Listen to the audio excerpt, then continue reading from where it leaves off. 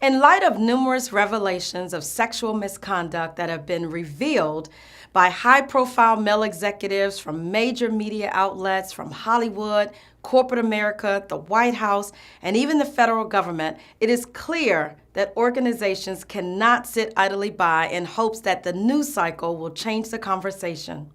The reality is that these revelations are not new issues in the workplace.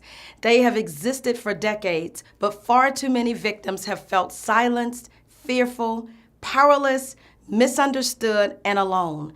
And therefore, they've lacked the courage to speak up until now.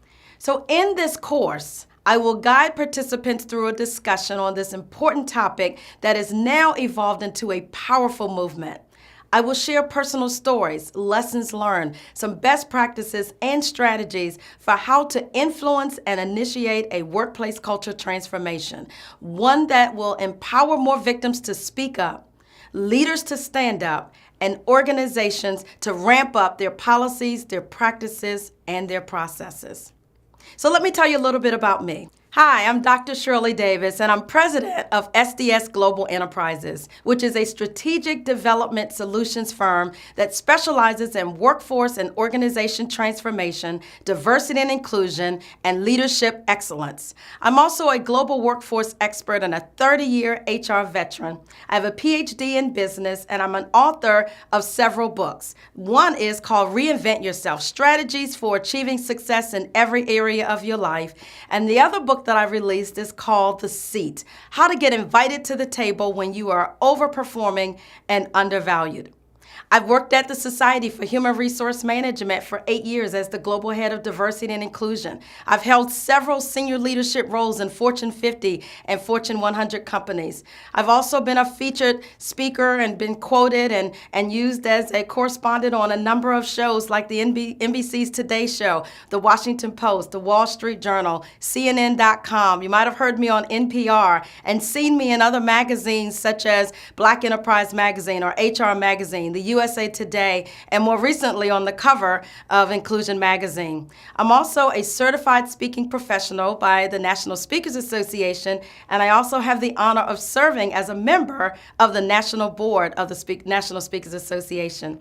I'm a former Miss America United States, and I am an HGTV junkie. Just a little personal side note about something that I love to do on the side. So let's get started today. I want to talk a little bit about building a respectful and harassment-free workplace culture. I'm going to break this up in a number of segments. There are some examples, there are some exercises that you'll be able to retrieve in this module as well, so please make sure that you access some of those so that you can follow along. I'm also going to be asking you questions, things that you can assess. I'm going to be taking you through some case studies and some scenarios, and I'm going to walk you through some specific strategies for how you can help build a respectful and harassment-free workplace culture. So, this course agenda. Our objectives today is to assess your own knowledge of what is harassment. I'm going to also explain a little bit about the statutory regulations and legal background of harassment. I'll define the forms of harassment and what constitutes harassing behaviors. And I'll identify the effects that harassment has inside the workplace. I'll also discuss your role as a leader in preventing harassment and discrimination in the workplace. We'll talk a bit about some scenarios and the appropriate actions that you should take, and then we'll end this course with identifying some strategies for how to initiate a culture transformation that results in a more inclusive, welcoming, and respectful workplace. So let's get started.